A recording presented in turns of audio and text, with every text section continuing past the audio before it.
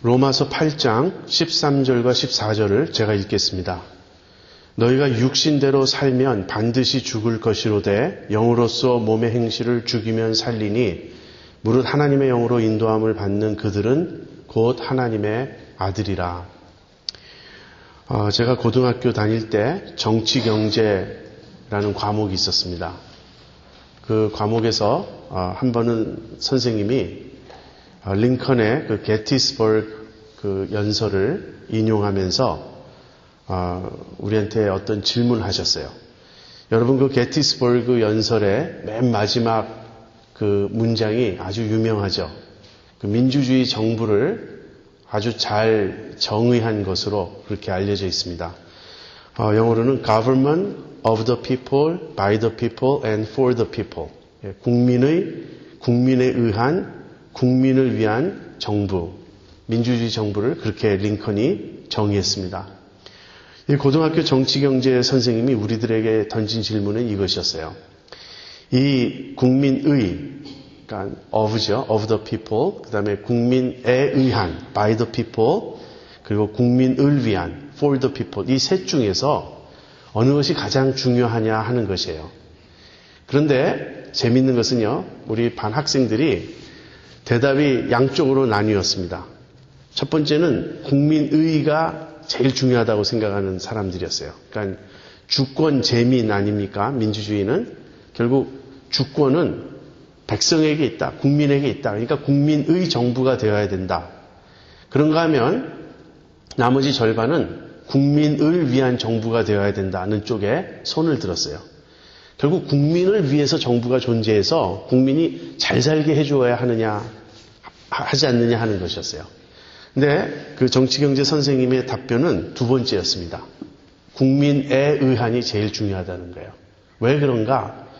국민의 정부라고 아무리 명목상 말을 해도 실제 누가 권력을 쥐고 흔드느냐에 따라 달라진다는 거예요. 그리고 국민이 직접 이 국민에 의한 정부를 운영할 수 있게 하면 국민을 위해서 할 것은 당연하니까 실제로 누가 이 정부를 좌지우지하고 정권을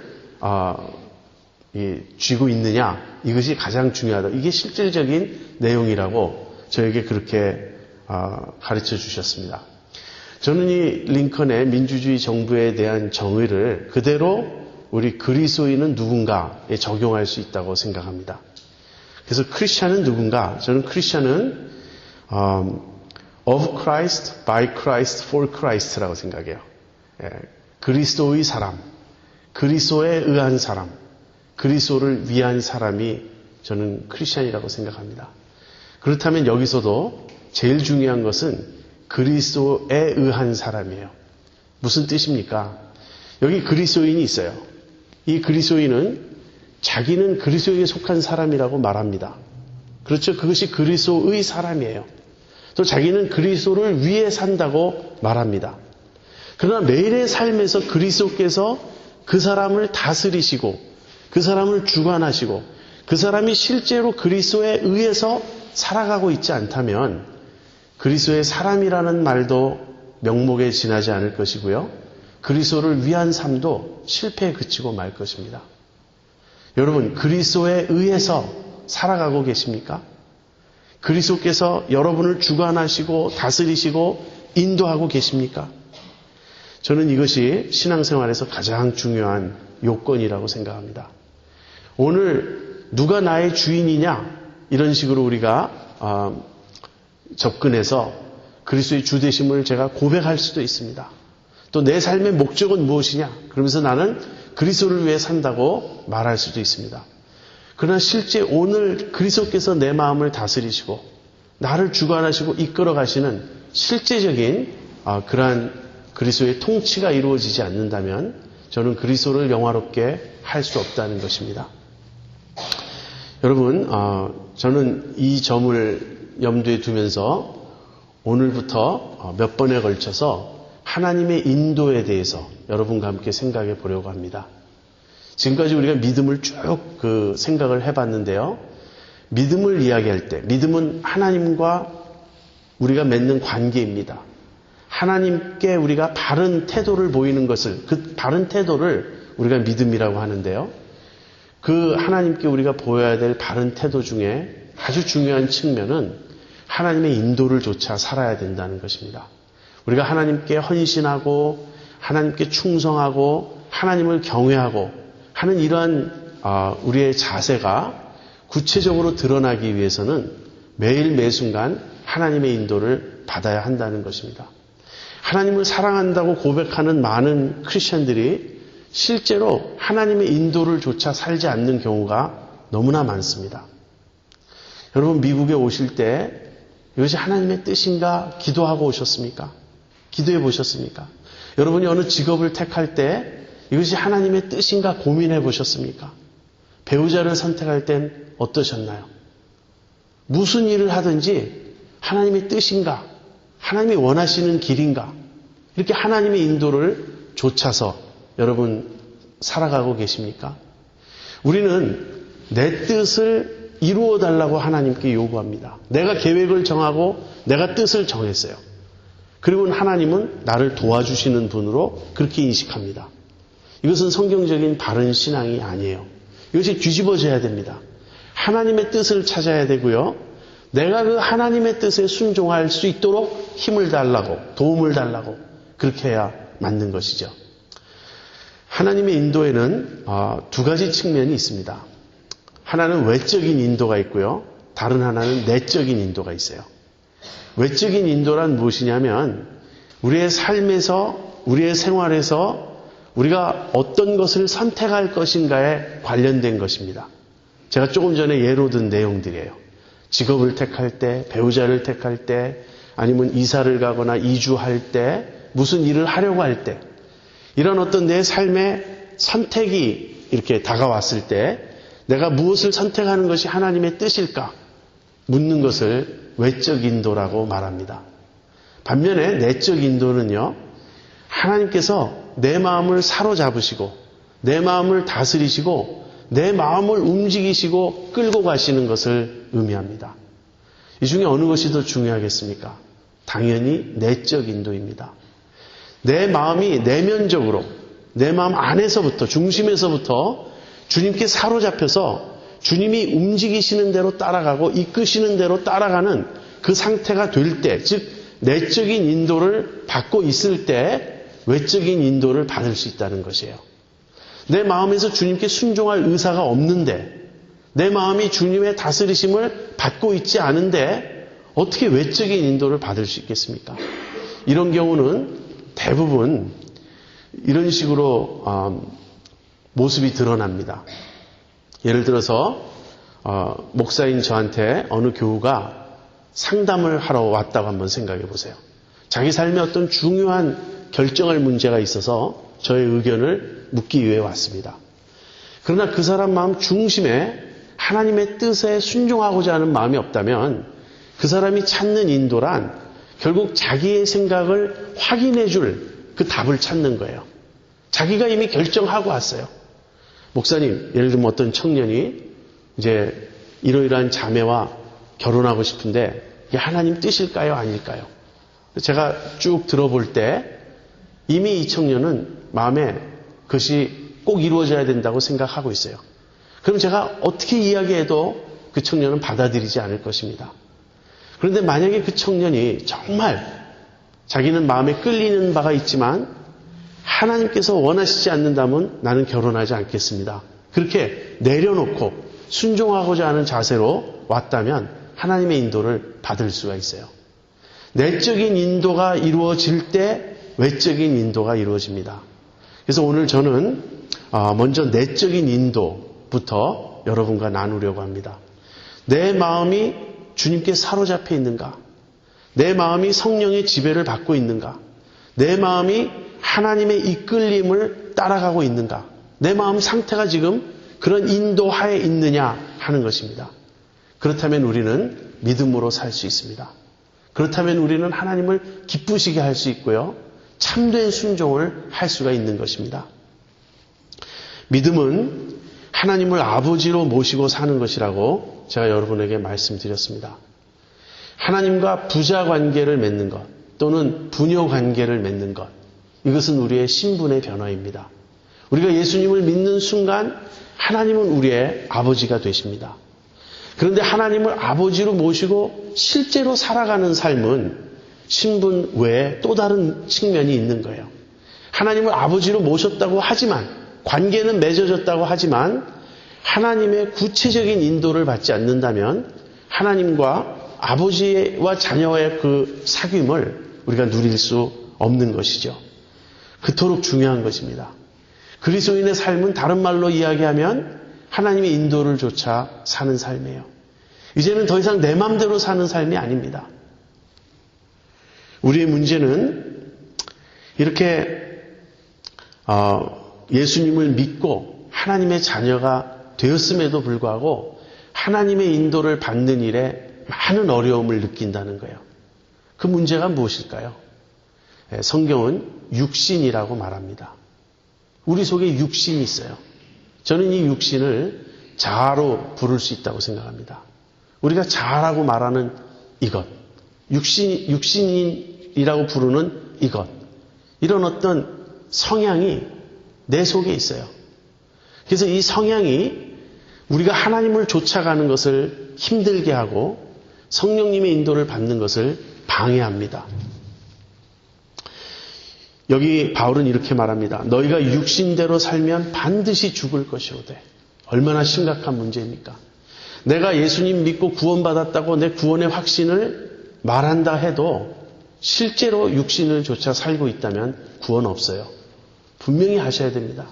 육신대로 살면 반드시 죽을 것이로되. 그래서 육신의 문제를 해결하지 않으면 구원이 없습니다. 왜 예수 믿는 우리는 구원받았다라고 증거하고 구원의 확신이 있다고 고백하는데 세상에 영향을 주지 못하는 것일까요? 그것은 실제로 구원의 삶을 우리가 살지 못하기 때문에 그렇습니다. 구원의 삶을 실제로 산다는 말은 무엇일까요? 성령의 능력으로 육신을 이기고 쳐서 복종시키고 그렇게 사는 것을 말합니다. 실제로 죄를 이기는 것이에요. 실제로 승리하며 사는 것입니다.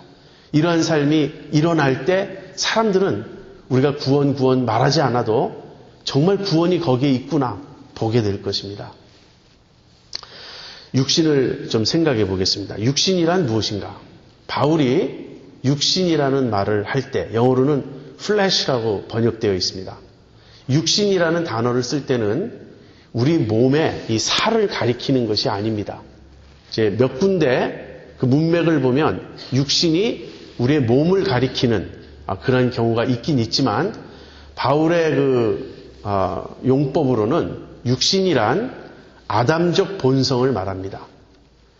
즉 거듭나기 이전에 우리가 가지고 있던 옛 성품이에요. 모든 사람은 태어나면서부터 아담 안에 있습니다. 그리고 태어나면서부터 아담 안에 있으면서 아담의 본성을 공유하고 있습니다. 거듭나지 않은 성품, 옛 성품, 아담적 본성. 이 아담적 본성인 이 육신은 한마디로 죄성입니다. 죄의 지배를 받고 있는 그러한 성품이에요. 우리는 예수님을 믿고서 성령을 받습니다. 그리고 이 성령을 받으면서 새 영, 새 마음을 받아요. 우리의 본성이 바뀌어요. 그래서 그리스도인에게는 그 본성이 육신이 아니에요. 더 이상 우리에게 가장 자연스러운 본성은 육신이 아니고 하나님께서 새로 주신 새 마음, 새 영이 우리 안에 있습니다. 그렇지만 동시에 이 육신도 존재하는 거예요. 이 육신은 언제 제거가 될까요? 언제 우리가 이 육신에서 완전히 벗어날 수 있을까요? 우리의 몸이 부활할 때, 이 몸이 구속을 받을 때, 그때는 더 이상 우리 안에 육신적 본성이 남아있지 않게 될 것입니다. 그러나 그때까지는 육신이 우리 안에 있어요. 그러면서 동시에 거듭난 그리스도인들은 하나님의 성령을 모시고 있고 그 안에 새 성품을 가지고 있기 때문에 갈등이 있는 것입니다. 육신과 내 안에 거하시는 성령님 사이에 충돌이 있고 갈등이 있고 싸움이 있는 것입니다. 그래서 로마서 7장에 바울이 오라 나는 곤고한 사람이라는 탄식이 나오는 것이죠. 이 육신이 무엇인지 잘 알아야 되겠습니다. 로마서 7장 18절에서 바울은 내 속, 곧 내 육신에 선한 것이 거하지 않는다 이렇게 말합니다. 여러분, 우리의 자연적 본성에는 선이 없습니다. 이 말은 어떠한 선도 없다 그런 말이 아니에요. 예수 믿지 않는 사람들도 선을 행하죠. 그러나 그 선은 언제나 죄에 물들어 있고 육신의 영향을 받고 있는 선이에요. 동기가 온전히 순수한 선이 아닙니다. 그래서 우리 육신에는 선한 것이 없다는 걸 기억하십시오. 로마서 8장 6절에 보면 육신의 생각은 사망이라고, 결국 육신의 생각을 쫓아가면 죽음에 이르게 된다고 말합니다. 또 육신의 생각은 하나님과 원수가 된다고 그렇게 말합니다. 그래서 육신에 거하는 자들은 하나님의 법에 굴복할 수 없고요, 하나님을 기쁘시게 할 수 없습니다. 자, 이제 예수 믿는 우리에게 가장 큰 문제가 무엇인지 드러났습니다. 우리 안에 거하는 육신이에요. 그리고 우리의 가장 큰 원수가 무엇인지 우리가 알게 되었습니다. 다름 아닌 우리의 자아고 우리의 육신이에요. 그렇다면 어떻게 이 육신을 극복할 수 있는가? 육신을 극복하고 성령의 인도를 받을 수 있는가? 저는 오늘 이 설교를 이렇게 준비하면서 가장 중요한 진리가 이것 아닌가 하는 생각이 들었어요. 정말 실제적으로 지금 우리가 깨우쳐야 될, 우리가 배우고 알고 실천해야 될 가장 중요한 진리가 있다면 성령을 좇아 행함으로써 육신을 물리치는 그 법입니다. 바울은 이렇게 말합니다. 너희가 육신대로 살면 반드시 죽을 것이로되 영으로서 몸의 행실을 죽이면 살리니, 영으로서 몸의 행실을 죽이면 살리니, 무릇 하나님의 영으로 인도함을 받는 그들은 곧 하나님의 아들이라. 하나님의 영으로 인도함을 받는 것을 다르게 표현하면 영으로서 몸의 행실을 죽이는 것입니다. 여기서 영은 성령을 가리켜요. 그리고 몸의 행실이라는 것은 육신의 행실을 뜻합니다. 여러분, 어떻게 그 영으로서 몸의 행실을 죽일 수 있겠습니까? 이제 제가 몇 단계를 말씀드릴게요. 성령을 좇아 행함으로써 몸의 행실, 즉 육신을 죽이는 법. 가장 중요한 것은요, 먼저 성령을 모셔야 되겠죠. 우리 안에 성령이 거하셔야 됩니다. 이것은 거듭남을 통해 이루어집니다. 내가 예수님을 참으로 믿고 영접한 사람이라면 우리 안에는 성령님이 거하십니다. 이것은 예수 믿지 않는 것과 예수 믿는 것 사이의 가장 근본적인 차이점이에요. 성령이 계시느냐 계시지 않느냐, 이 차이점입니다. 성령이 계시지 않다면 우리는 육신을 이길 힘이 없습니다. 우리가 아무리 노력해도, 우리가 아무리 최선을 다해도 잠시 육신을 억누르는 듯 할 수는 있지만 육신의 지배에서 우리가 벗어날 수 없습니다. 우리가 성령을 모시고 있다면 이제 전혀 새로운 가능성이 우리 앞에 열리는 것이에요. 이것이 실제적인 구원입니다. 그래서 먼저 성령을 모셔야 하고요. 그다음 성령을 모신 사람이라면 잘 들으세요, 여러분. 무엇이 성령의 음성이고 무엇이 육신의 소리인지 구별할 수 있어야 합니다. 성령을 모신 사람은 이 구별이 가능해요. 이 분별이 가능해요. 무엇이 성령의 음성이고 무엇이 내 자아의 소리, 내 육신의 소리인지 분별할 수 있어야 합니다. 성숙한 신앙인의 특징은 무엇이냐면 바로 이 성령과 육신을 분별할 줄 아는 것입니다. 여러분, 성령님을 아십니까? 성령님이 무엇을 원하시는지, 무엇을 기뻐하시는지, 무엇이 성령의 역사인지 여러분 아십니까? 그리고 무엇이 육신인지, 무엇이 자아인지 여러분 아십니까? 저는 그것을 늘 제 마음에서 느끼고 살핍니다. 제가 왜 늘 마음에 애통함이 있는가?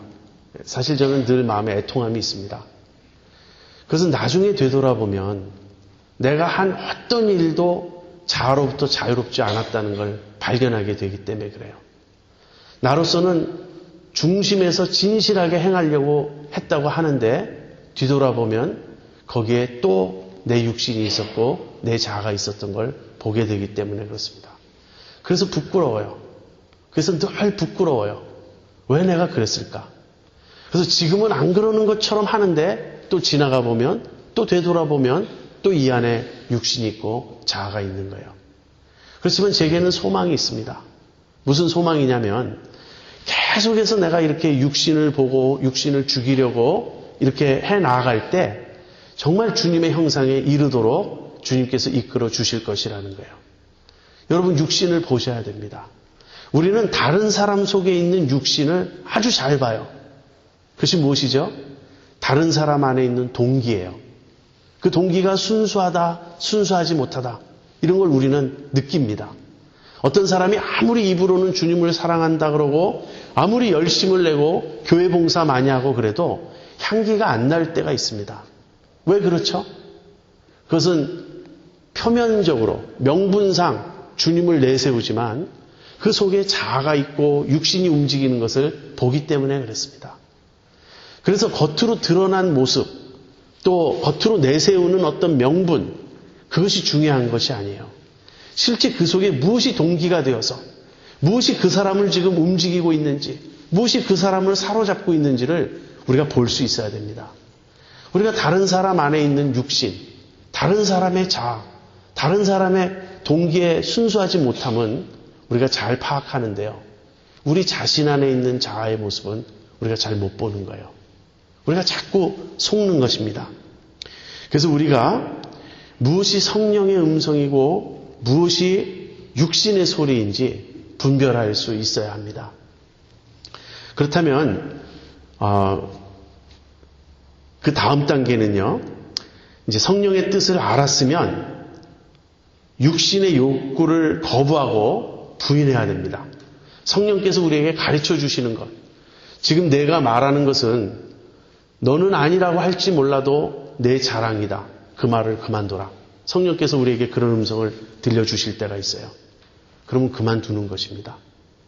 성령께서 내 안에 어떤 육신을 보여주면서 그 육신의 욕구에 응하지 말아라. 그 육신을 거부해라. 육신을 끊어라. 그렇게 가르쳐 주실 때마다 우리가 순종하는 것입니다. 그래서 우리 안에 성령을 모셔야 되고요. 그 성령께서 우리에게 들려주시는 음성을 들으면서 성령과 육신을 분별해야 되고 그 다음에 성령의 음성을 조차 육신의 욕구를 거부하고 육신의 음성을 부인해야 하는 것입니다.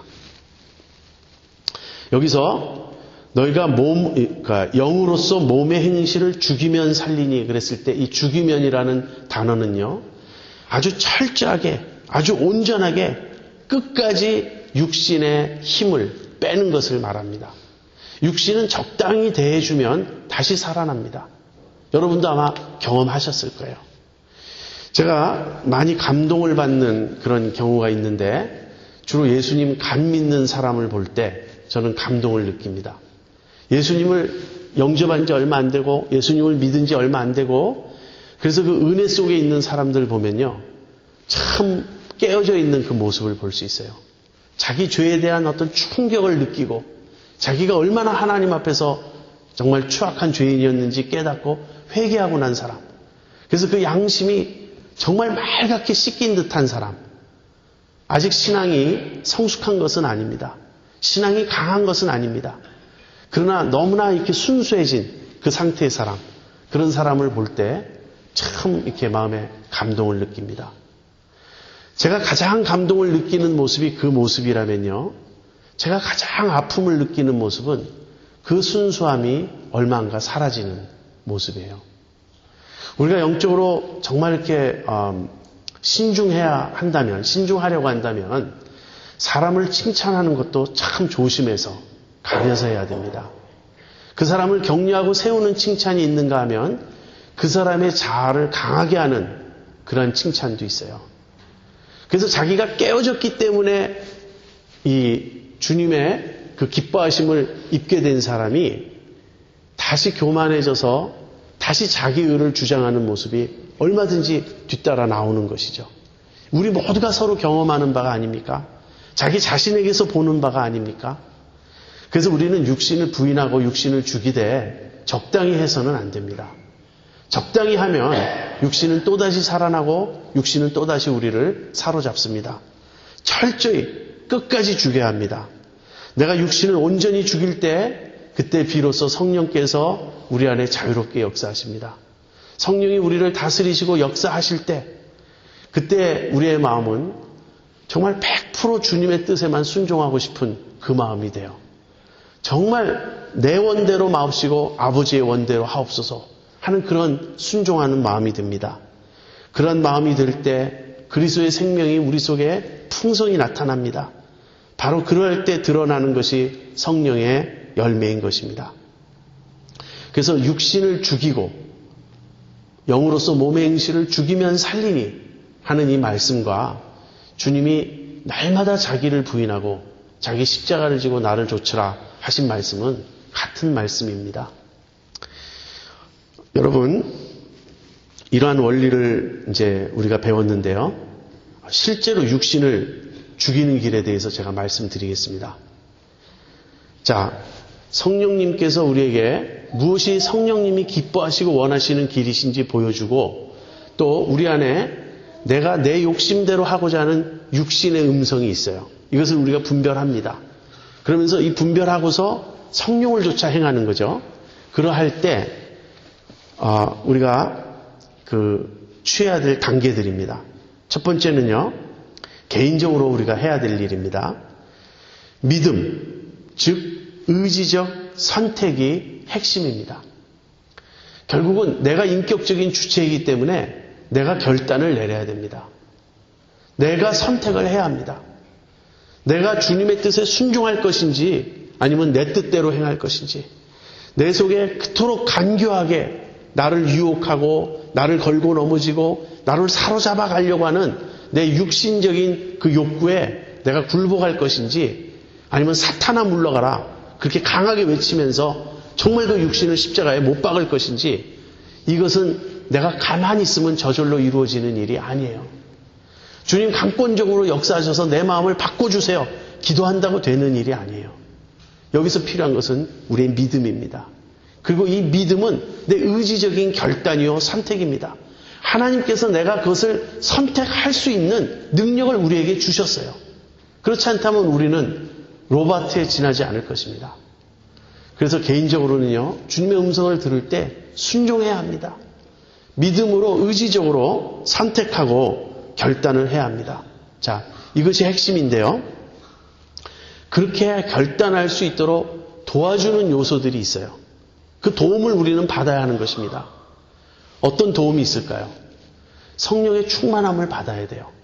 내가 성령에 충만하다는 말은 성령님의 음성이 내 속에 아주 강하게 들리는 것을 의미합니다. 내 육신의 소리는 희미해지고 성령의 음성이 내 속에서 크게 강하게 들릴 때 그럴 때 우리는 성령의 음성에 순종하기가 훨씬 쉽습니다. 여러분 은혜 받았다고 말할 때 내 마음이 어떤 상태에 있죠? 순종하고 싶은 마음 상태에 있지 않습니까? 내가 주님을 위해 정말 모든 것을 다 바치고 싶은 그런 열정 속에 있지 않습니까? 그것이 성령의 충만함을 받은 상태예요. 그 상태에 있어야 한다는 거예요. 어떻게 하면 그 상태에 있을 수 있죠? 우리 신앙의 선배들은 은혜의 수단을 부지런히 활용하라고 우리에게 권면합니다. 은혜의 수단이란 무엇입니까? 말씀 읽는 거예요. 기도하는 거예요. 성도들과 교제를 나누는 거예요. 또 이 성만찬, 성찬식에 참여하는 거예요. 이런 것들이 은혜의 수단입니다. 은혜의 수단이란 그것을 통해서 하나님의 은혜를 우리가 체험하는 그런 통로가 되는 것들을 말합니다. 근데 이 은혜의 수단은요, 다른 말로 이야기하면 우리의 믿음을 강화해주는 그런 것들이에요. 말씀을 읽을 때 우리의 믿음이 강화됩니다. 기도할 때 우리가 성령의 충만을 받습니다. 여러분 한번 간절히 기도해 보세요. 찬송할 때 우리가 어떤 때는 찬송하고 싶지 않죠. 그럴 때 우리는 이 노래를 부르지 찬송하지 않습니다. 음악을 하는 거지 주님을 찬양하지 않아요. 그럴 때 우리가 정신 차리고 내 마음으로 주님을 찬양하려고 우리가 노력해야 됩니다. 그렇게 내 마음으로 가사를 묵상하면서 주님을 찬양하려고 하다 보면 어느덧 찬양의 힘에 우리가 사로잡혀요. 찬양하기 싫던 마음이 찬양으로 충만해집니다. 이런 것들, 말씀을 묵상하고 기도하고 찬양하고 예배하고 성찬식에 참여하고 성도들과 서로 격려하고 교제하고 이런 것들이 은혜의 수단이 되어서 우리의 믿음을 강화해주고 그럼으로써 성령의 충만을 받게 해주고 우리가 이런 상태, 영적으로 활성화되어 있는 상태에 있어야 한다는 것이에요. 그럴 때는 우리가 순종하기가 훨씬 쉬워집니다. 구체적으로 이런 도움을 받아야 돼요. 그 다음에는 공동체가 함께 그러한 분위기를 만들어 가야 됩니다. 여러분이 만약에 주변에 성령 충만한 그리스도인이 전혀 없다. 내가 영적으로 교통하고 나눔을 가질 수 있는, 사귈 수 있는 그런 믿음의 지체가 없다고 한번 생각해 보세요. 모든 것을 나 혼자서 해야 된다고 생각해 보세요. 그때 영적으로 우리는 굉장히 힘이 듭니다. 특별히 내 주변에 육신에 속한 사람들이 너무 많을 때 우리가 그걸 이기기가 참 힘들어요. 갈수록 세상이 그렇게 되지 않습니까? 교회는 그럴 때 어떤 역할을 해야 하나요? 우리가 모여서 서로 성령 충만하도록 격려하고 위로하고 도와줘야 한다는 거예요. 그런 성령 충만한 공동체에 속하는 것, 그것이 저는 실제적으로 신앙생활할 때 제일 큰 도움이 된다고 저는 생각합니다. 나 혼자서 너무 연약하기 때문에 믿음이 뜨거운 사람들, 성숙한 사람들, 정말 주님 사랑하는 그런 사람들 틈에 끼어 있는 것이 얼마나 행복한 일인지 여러분 아십니까? 그래서 공동체가 함께 일깨워야 한다는 거예요. 저는 우리 교회를 생각할 때 늘 기도하는 바가 그것입니다. 우리는 깨어있는 공동체인가? 우리는 영적으로 살아있는 교회인가? 우리 서로 그러한 영향을 주고 있는가? 셀 모임에서 제가 가장 주시해서 보는 것은요, 우리가 진지한가 하는 것이에요. 고민을 그대로 정말 나누는가? 내가 예수님 따라가려고 실제로 우리가 몸부림치고 있는가? 아니면 그냥 형식적인가? 우리가 다 잘하지 못합니다. 저는 제 자신이 얼마나 이 미약한 사람인지 갈수록 느끼고 있고요. 또 아울러 우리 교회가 연약한 교회라고 생각합니다. 다른 교회들은 간증도 많고 풍성하고 그런 얘기를 종종 듣지만 실제 저희 교회는 그렇지 않아요. 제가 압니다. 그렇지만 그렇다고 제가 실망하고 낙심하는 건 아닙니다. 우리가 가야 할 길이 무엇인가를 보는 거예요. 우리가 모든 이 과장된 모습, 꾸미는 모습, 없으면서 있는 채 하는 그런 모습, 교만, 이런 거 다 내려놓고 우리 부족한 사람들입니다. 우리 연약한 사람들입니다. 우리 주님의 도움이 필요합니다. 그러면서 진실한 마음으로 구하면서 나아갈 때 성령께서 우리 안에 역사하실 것입니다. 우리는 성령의 사람 만들어 주실 것입니다. 그 다음에 세 번째입니다. 개인적으로 믿음의 결단을 내려야 된다. 그 다음에 공동체가 서로 일깨워서 도와줘야 된다. 세 번째는요, 주님께서 하시는 일인데요. 주님은 우리를 고난과 징계를 통해 연단하십니다. 오츠만이는 이 점을 가장 중요시 여겼어요. 실제 자아를 어떻게 부인하는가? 실제 어떻게 육신을 죽이는가? 성령의 징계처럼, 성령께서 연단하시는 것처럼 효과적인 것은 없다고. 시편 119편 67절과 71절에 이런 말씀이 있습니다. 고난당하기 전에는 내가 그릇 행하였더니 이제는 주의 말씀을 지키나이다. 고난당한 것이 내게 유익이라. 이로 인하여 내가 주의 율례를 배우게 되었나이다. 예, 고난은 우리를 깨어지게 합니다. 우리를 납작해지게 합니다. 우리를 정말 땅에 주저앉게 만들어요. 내가 더 이상 어떤 채 할 수 없습니다. 아무것도 없어요. 나는 정말 내 실체의 적나라한 모습을 주님 앞에 드러내지 않을 수 없습니다. 그것이 고난입니다. 근데 고난 당할 때 너무 힘들어요. 그런데 고난을 당할 때 육신이 죽습니다. 육신을 죽이기 위해서 하나님 우리를 어렵게 하세요. 나로 하여금 수치를 당하게 하세요. 부끄러움을 당하게 하세요. 정말 뜨겁게 하십니다. 뜨거운 맛을 정말 보여주세요. 고난을 누가 즐거워하겠습니까? 그러나 고난을 통해서 연단된 사람은 모두가 한 목소리로 그렇게 고백합니다. 고난당한 것이 내게 유익이었다고.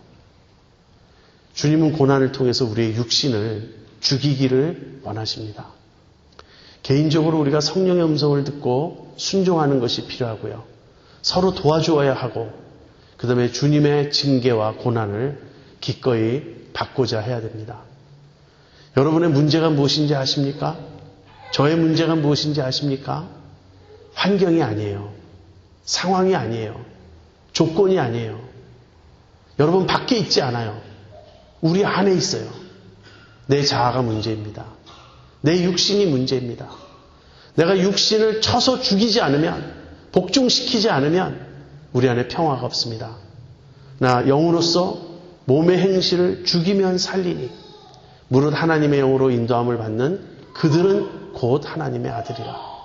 믿음이란 무엇인가? 성령의 인도를 받아 사는 것을 말합니다. 성령께서 내 마음을 다스리시고 나를 사로잡으셔서 내가 성령을 쫓아 행함으로써 육신의 행실을 죽이고 육신을 거부하고 성령의 뜻을 쫓아 사는 것. 그것이 하나님의 인도이며 그 인도를 받아 사는 삶이 믿음이고 그 인도를 받는 사람들이 하나님의 자녀들인 것입니다. 우리 모두 그렇게 살기를 바랍니다. 기도하겠습니다.